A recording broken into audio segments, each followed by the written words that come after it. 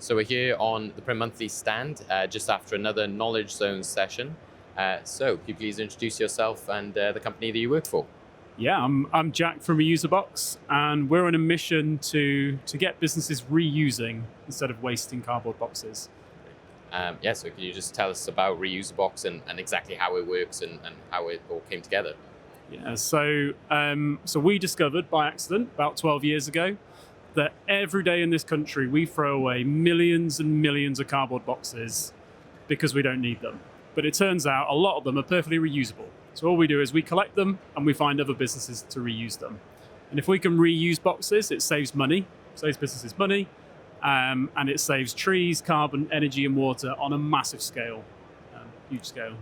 And as I said, this is just after your Knowledge Zone session in which Yeah. you've been talking at the print show. So obviously a part of that was introducing the company and its founding and how it works. But what was the sort of main focus and theme of your session? Theme of the show. Well, we want businesses to learn to collaborate, and we want to. There's a few myths really that the circular economy is about recycling, and it's about much more than that. It's about businesses working together to keep materials and products in use for longer. And I think there's a big kind of misconception as well that like sustainability initiatives are expensive. It's not a good investment. And when it comes to the circular economy, it's about being more resourceful. It's about being more efficient. Yes, it's good for the planet, but it's also good for your bottom line. It's good for your profitability.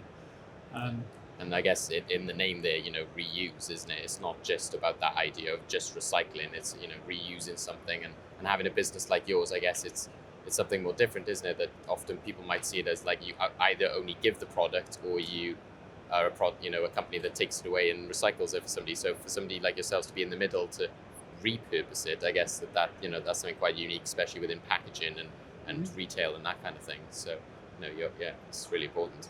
Yeah, sure. I mean, look, we're not here to bash recycling. No. We're not here to bash the packaging industry either.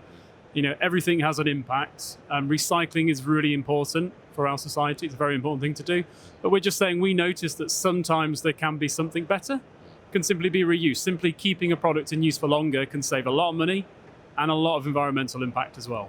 And it's definitely here at the print show and sign show. We've seen a lot of that. People who are making signage which can be used for exhibition graphics again and again, rather than sort of making it every single time. It's pop-up stands or it's pieces of printed material that can be used multiple times. So hopefully we are going towards that kind of mindset now more and more. You mentioned there in the panel in the session about some of the companies you work with. Royal Mail was actually one of the sort of big contracts you got early on, and obviously again they're sort of a big player within print and direct mail and letters and stuff like that. Do you want to just talk about some of the success you've seen and the companies you've worked with? Yeah. So there's nearly 4,000 businesses that have joined Reuseabox. We're kind of like a movement, like a community project.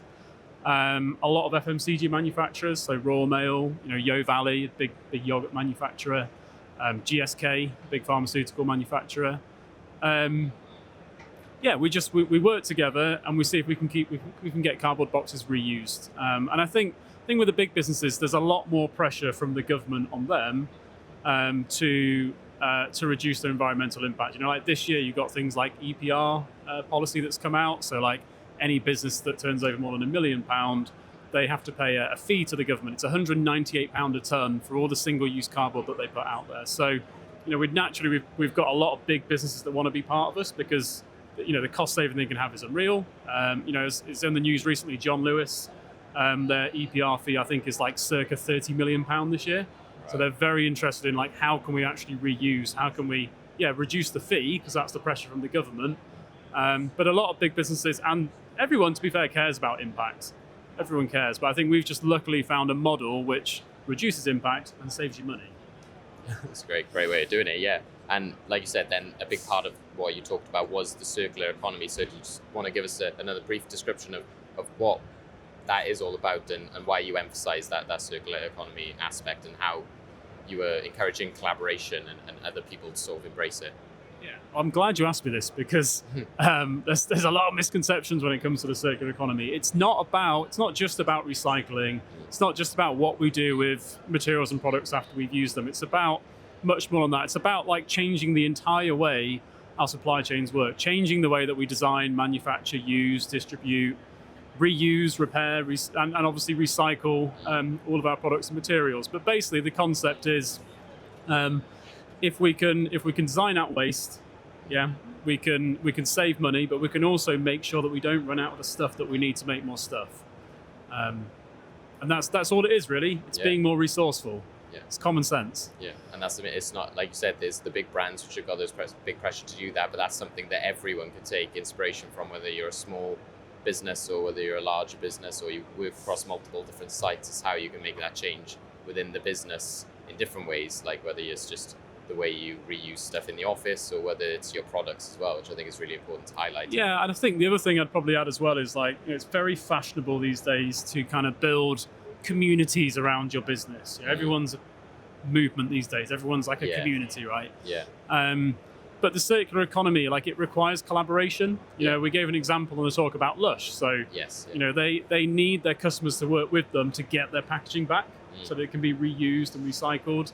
I mean, that helps businesses build more engagement, more loyalty with their customers. You know, you can't. There are no downsides to collaborating, to working together, and to being more resourceful as a business.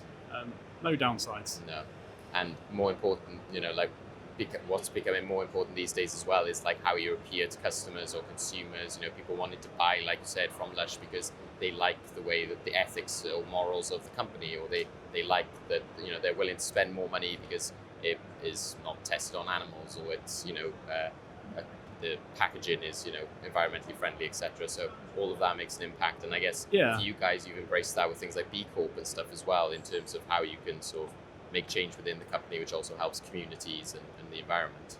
Do you want to touch on that? Yeah, I mean, look, there's really, really good data now. Lots of studies done.